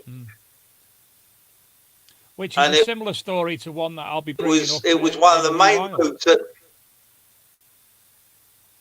It was one of the main routes that the SS took. Wow! So you've heard of King Tiger, Nick? Yeah. Yeah. Yeah. More than likely. But I live in a 500-year-old farmhouse. And there's nothing, no ghosts, nothing. Mm-hmm. And that's the only time I've ever experienced anything like it. And like I say, that day we dug bones. And it really was freaky, very freaky. Now, one of the Scott DeBay's just put on Facebook, for those who are interested, you've actually got a Facebook group, Nick, called Metal Detecting War Relics. Is that right? That's correct. Yeah, we're nearly 5,000 members. I've just added myself. We actually have great. We've actually got a fascinating article on our website, ArkMD Mag website, from a chap in Greece, and he lives near a battlefield there, and some of the finds he's made there. I'll point it out to you on the group in the near future. It's some fascinating war relics that he's got himself. So, well, Nick, it's great having you. Well, as soon as this lockdown's over and I can get out and get some bits and pieces, I'm starting up a YouTube channel myself. So, just for war relics. If you give myself or Luke a nod, we'll be sure to add you to the playlist on ArkMag TV. Lovely. That would be great. Thanks for having me on. It's been a pleasure. It's been great having you, and thank you for sharing that tale with us, Nick. It's been great. And you, Jules. Take care, mate. Yeah, if ever you go there, don't stay overnight. Bye. I'll come with you. Too right, Dave. Fascinating tale again, Jules. Absolutely. What a lovely guy. Lovely guy. Very much so. Now, I've got, as I said earlier, we've got a couple of articles that have been sent in.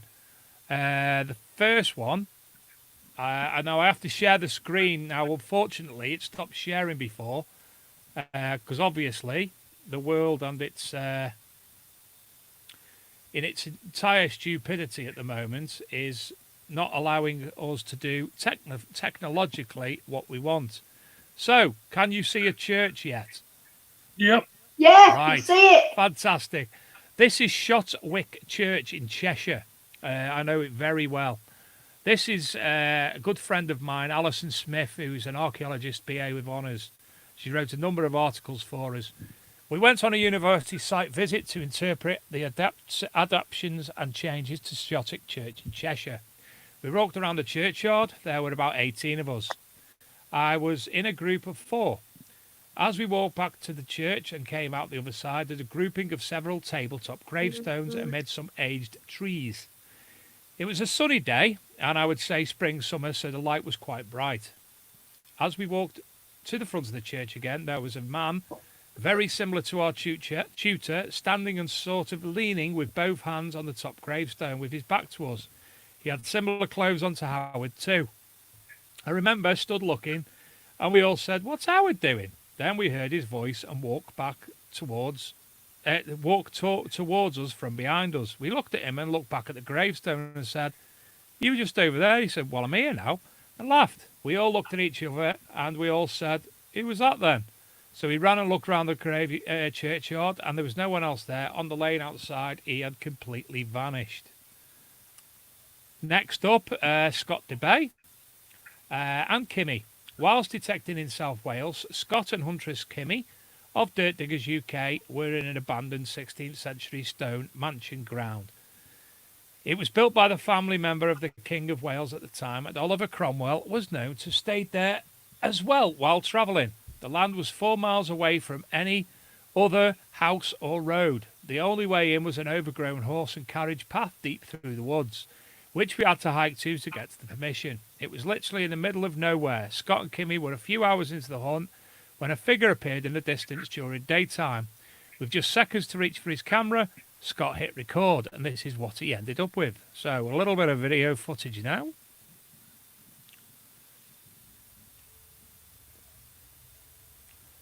Hopefully you're able to see this and it's playing okay.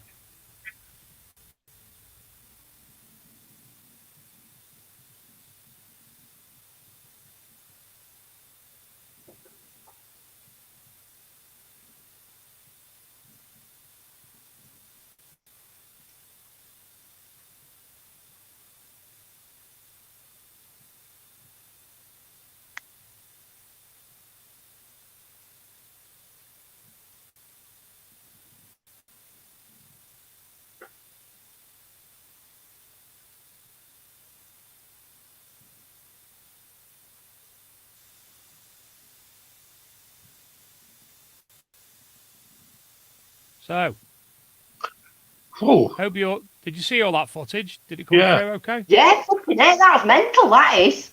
Was a bit peculiar indeed. Now, obviously, naysayers could quite easily say it was somebody there that they didn't realise. They should have shouted over to them.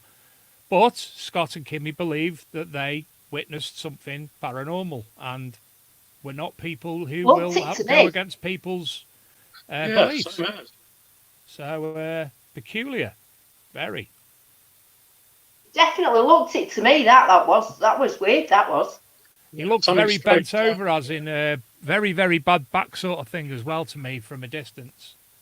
But very interesting. So thanks to Scott and Kimmy for sending that video and article, and to Alison Smith as well. Now, if we jump on to the the Big Metal Detecting Podcast Facebook group, we'll be able to go to the image that I set out at the start of the week. As you can see, can we see it? Yep. Brilliant. And we'll scroll through. Yes. So I had a conversation with Dawn. Martin Wood didn't get back to me. Nick West actually gave his information in full. Scotty DeBay with his as well. Steve Pettican, I wanted to get to this. It's not a ghost story as in the field, but in his house, sat in a chair, a black American Civil War soldier with his rifle and sword. Very weird. Only saw it once in 2009. Oh, look, there's us. So I asked him was it in Wales? And he said, because obviously he'd said an American Civil War soldier. He said, yeah, I mentioned it to the ex-wife that night when she got home. And she said that hit her guardian angel. In her former life, she was a soldier in American Civil War and saved his life. It started off. I was washing the dishes and I seen something in the hall way by the front door, which was reflected in the kitchen window. I was looking out I went to the hallway into the living room. It was nothing there, so I came back to the living room and went through the doorway. It went black and got cold for a split second. Walked into the kitchen, round the corner into the dining room, and he was in the armchair about 3 to 4 seconds. He was just looking at me. He had all the Civil War uniform on with a sword and his long gun, hat and big black trench coat. So when I turned my head to look back, he was gone. Very creepy. So there's all the tales that we have that's come in. He also added in the chat room that on one of his videos, if I can find it, he actually videoed somebody's head coming out of the cellar. I think I'm right in saying that was quite up the top. Dave, I forgot about the head looking at me in the cellar.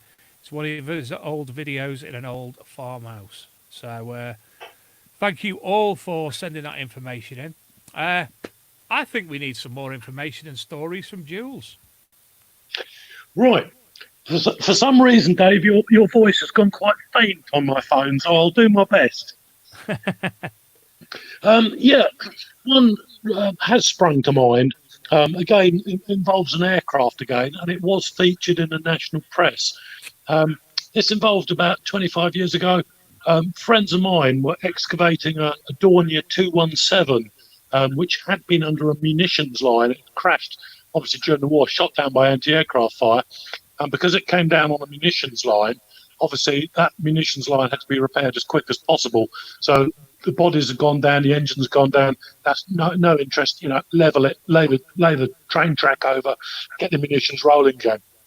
So colleagues of mine dug this, or friends of mine, were involved with the excavation, I say about 25 years ago.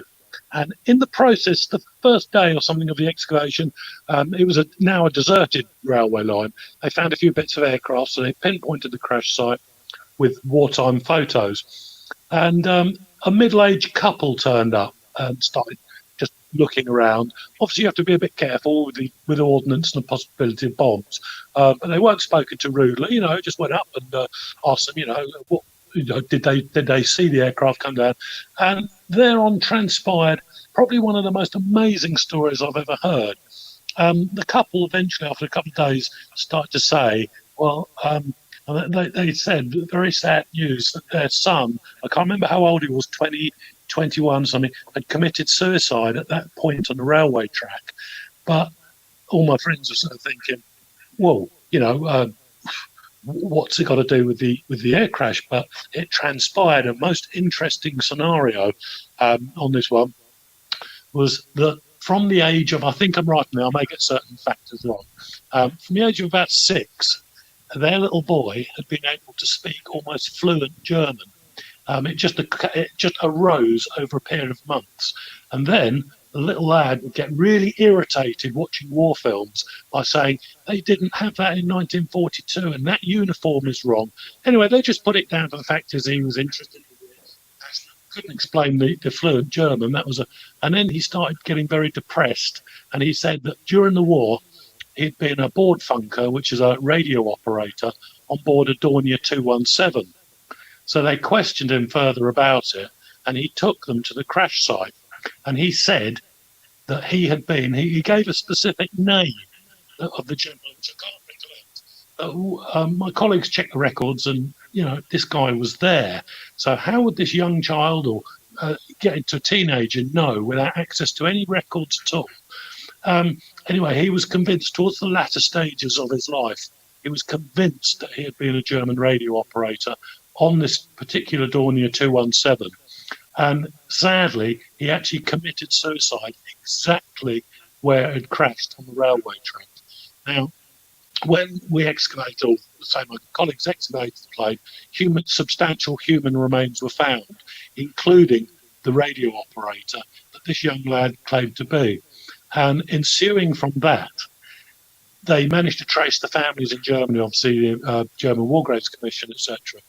And the family sent over a photograph of their son who had died on board this Dornier. And it's like a twin.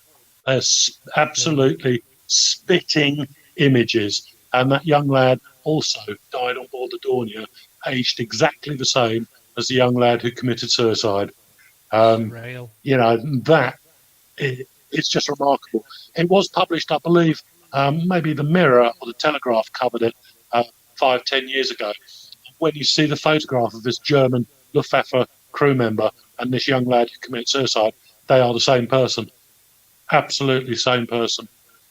And that to me is fascinating. It's got so many angles for the paranormal that, you know, and they categorically, they have no need to lie.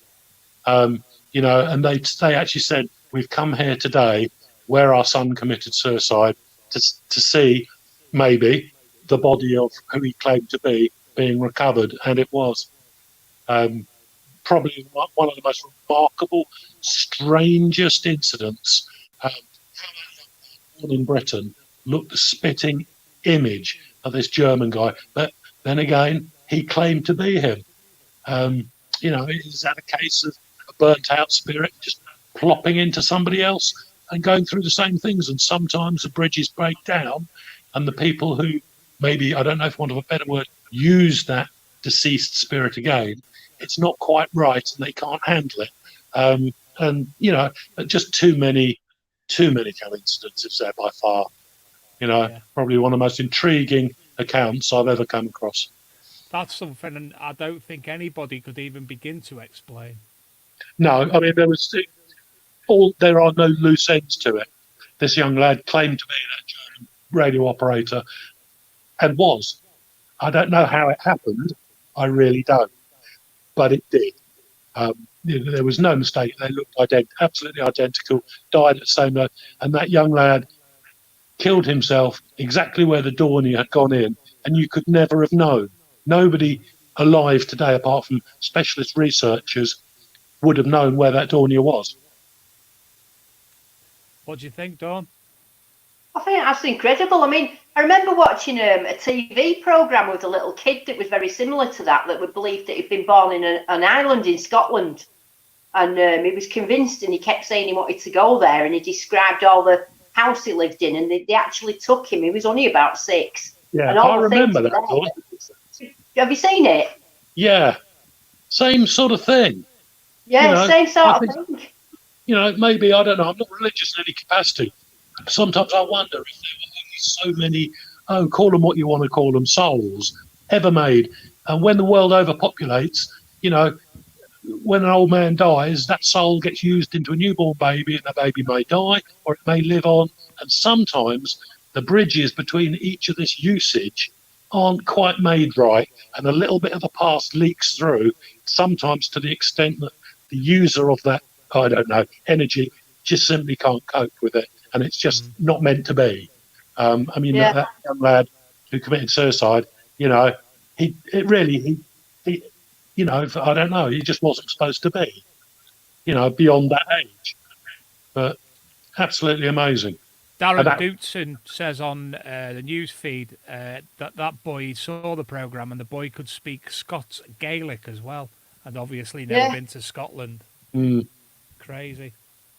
There's been multiple cases of people going under past life regression to find out more about the similarities, what you're talking about, similar cases, and during past life regression, they've been able to come up with all sorts of information that they shouldn't have access to. Really, it's a fascinating field. I mean, I think all of us.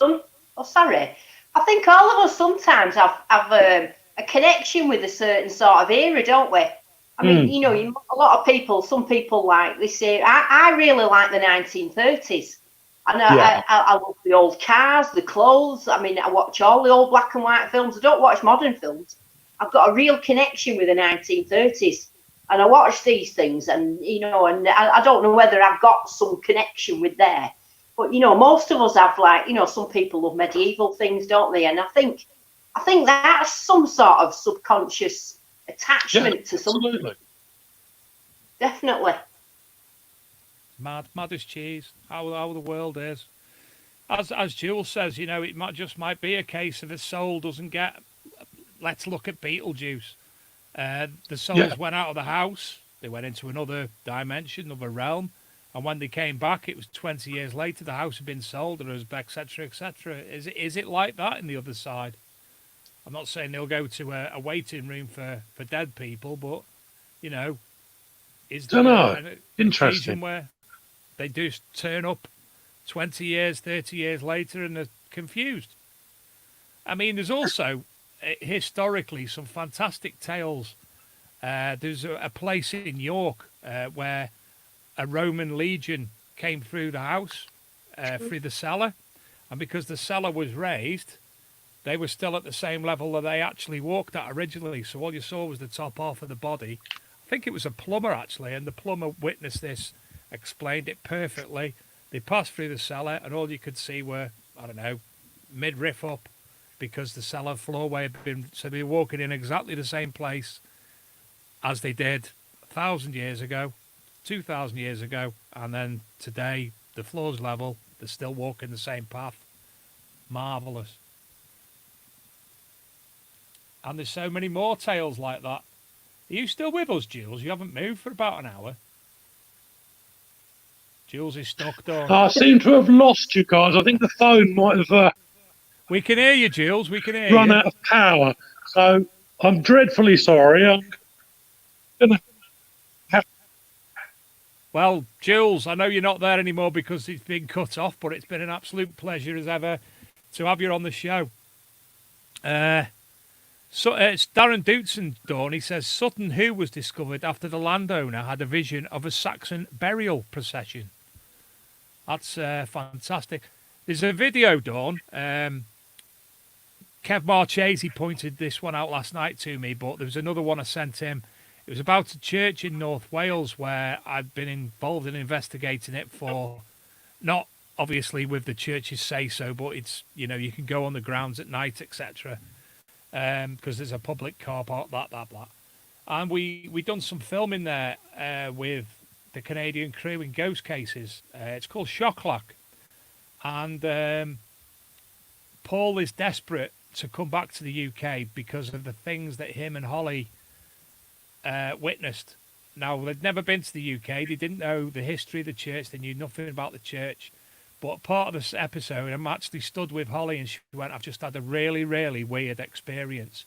I could hear horses, but there's nothing there. And one of the things that people report is the Brayton funeral cortege coming down the lane, horse-drawn carriage, etc., etc. Did she witness that? Paul also witnessed. He was looking at he was sat in the tower of the church. It's a very, very old St. Edith's church, it's called. And there's a bench at the bottom of the tower. So he's looking out down the graveyard towards North Wales. And he states, because in my second book, which is still waiting to be published, I used part of his book where he's wrote up about this. And he said, a void opens in the sky. He said, just a black void opened in the sky. It was like you'd see another dimension opening. He said it was like that. He can't explain it. It's all on the TV program. But I also was with a colleague who had a very profound human experience where he went past a certain place and he stopped. And he said he just started rambling about, there used to be this over there, used to be that over there, used to be the other over there. And I'm looking at him like he'd gone out. We went round to the back of the church We weren't filming, we were just discussing. Now, there'd actually been a massive thunderstorm just before we got there in the middle of summer. So the atmosphere was charged, let's say. His daughter ran round the church. Just run round the church for us so I could ask him about what had happened. And where we were situated, we could see two corners. Obviously, there's four corners to the church. Sorry, we could see three corners. The one there, and one there. So there's one corner. She went round one corner, and immediately after going round one corner, she came out directly around the church. What should have took her 30, 40 seconds to do, because she must have been about 7 or 8 at the time, took a microsecond. It was absolutely mind-boggling. So this particular church, now one of my friends and listeners to the show, he's got permission on the field adjacent, so he's asked me to go with him, and we will when lockdown's finishing, to this particular place. Absolutely fascinating. Any other little tales, Dawn? Not really. I mean, mine are just all like, but like I say, because I've been experienced things like this since I've been a kid. They're not something I sort of shout out about all the time. It's just, it's like I say, wherever I am, I can be going, it can be any time of day, it don't have to be night, and I can just, I either know people are there, or I can smell things, or I can feel things, and I can hold things as well, like with the old jewellery and things like that. And I get feelings of things. So I can, when if I find metal detecting, something like I said before, I can dig a penny up, and it might just look like some old grotty penny, but I can get really strong feelings off them sometimes. I don't want to let them go. I don't want to throw them. It depends. So my sort of things is like that, really. I mean, I'm quite just sensitive to stuff. There's an interesting comment by Lee Brady. Why do we see spirits of people and animals but not dinosaurs? Imagine that. Do you know that's a question I've always asked? My first one would be the Loch Ness Monster. Could that be the ghost of a dinosaur? Well, yeah, it could be, couldn't it?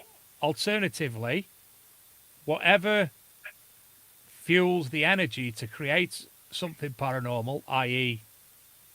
an old man, a Civil War person, a Roman, how long does that battery life actually last to be able to recreate that?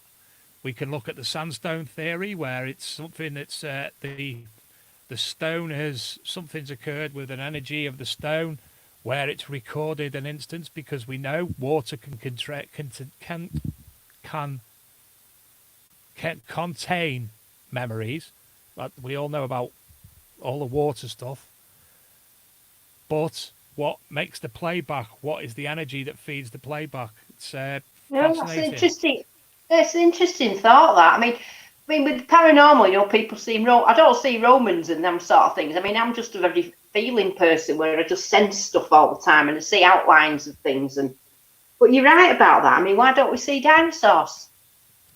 Millions of years. What provides the battery? I'm going to think about that tonight. I'm going to sleep thinking about that. If you think of the amount of people who've had cryptozoological experiences, things that they can't explain, like Loch Ness Monster, for instance, there's many things that people have suggested cryptozoologically that they've seen. Is it just a ghost? We don't know. We don't know. Julian's coming to the comment. He's sorry he lost internet on Lisa's phone, so he had to sign off. Love doing this. Good luck, Dave. Love you, Dawn, and good luck to everyone. Best, Jules. So thanks again, Jules, for coming on this evening, and thank you, Lisa, for allowing him to use your phone. Yeah, and I'll see you soon, Jules, at an event once we get out of this lockdown somewhere. I'm supposed to be in Holland today, In Holland? Oh, is it?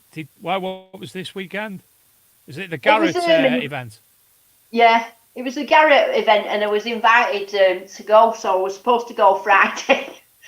So it's been it's been bad this weekend, really, like with the lockdown and everything, especially when the weather's been so beautiful. Until this until this afternoon when the rain came. Oh no, it's not rained up here. It's been lovely. I've got a suntan here. I don't know if you can tell, but I've been suntanned. I've had rain.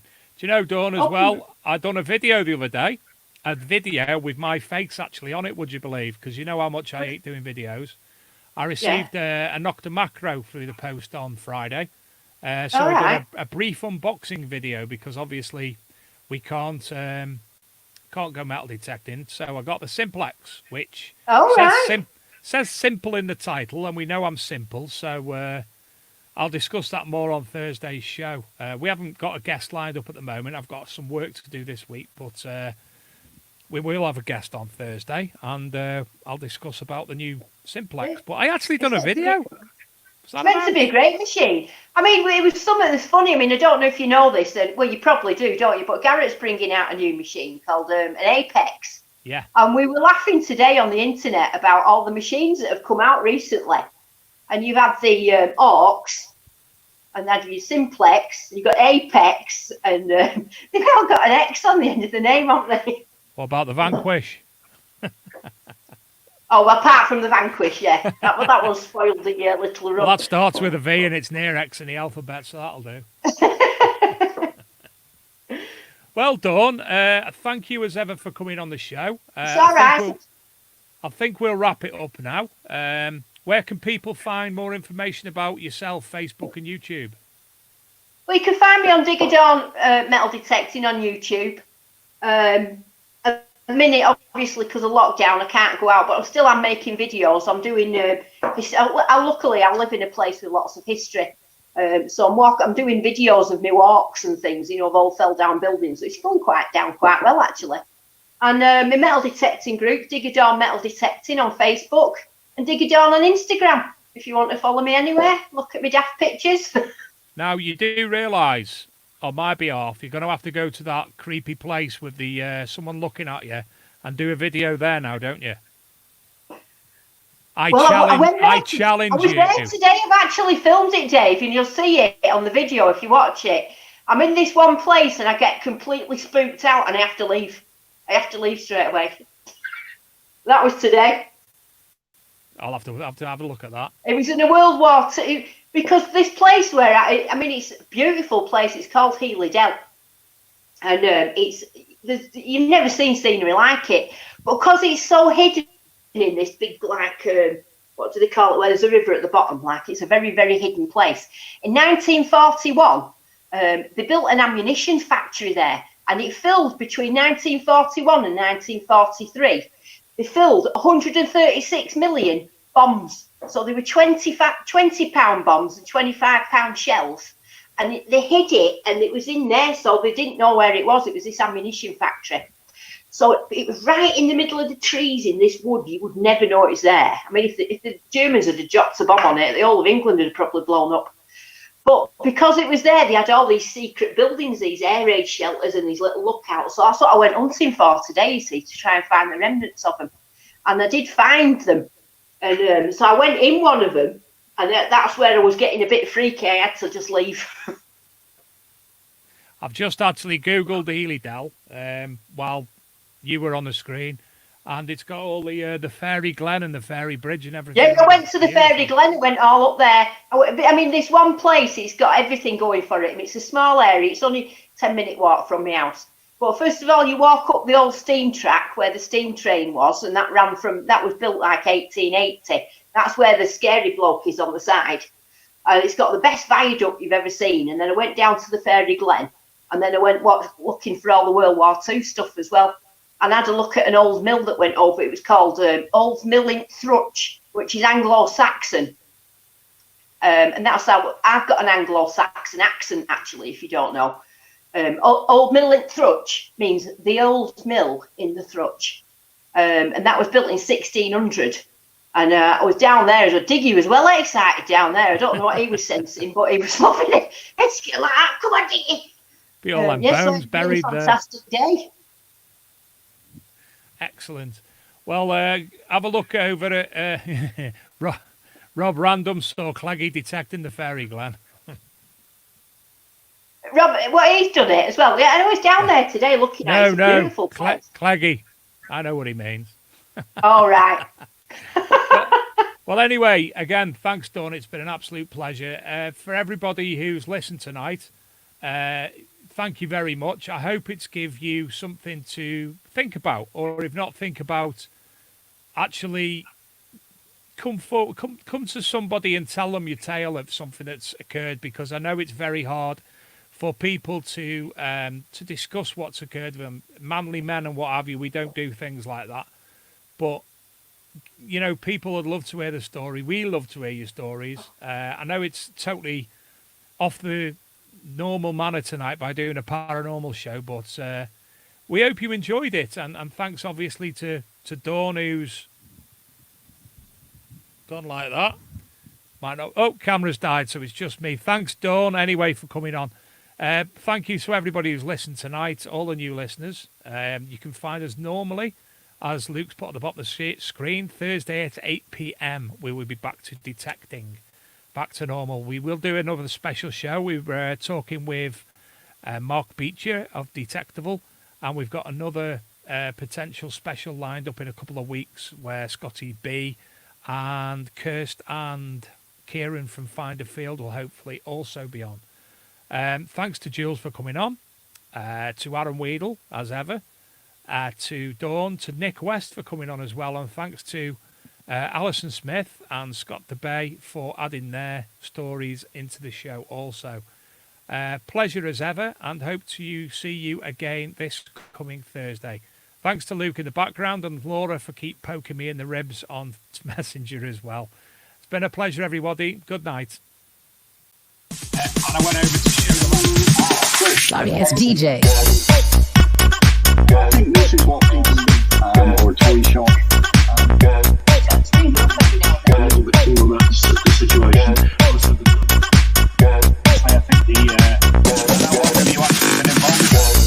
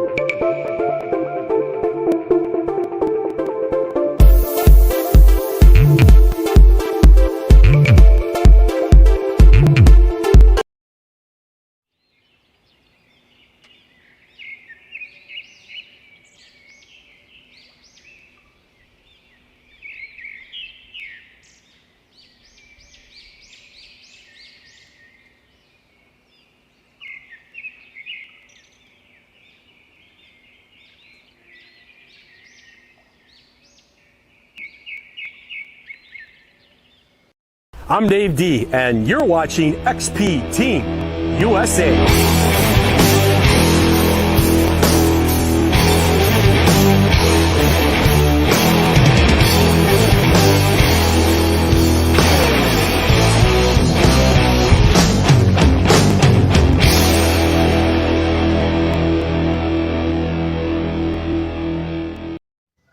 Hi guys, Arron here. Now if you've got nothing else to do, and I mean nothing else to do, absolutely nothing else to do, why not pop over to YouTube and check out South Coast Detecting.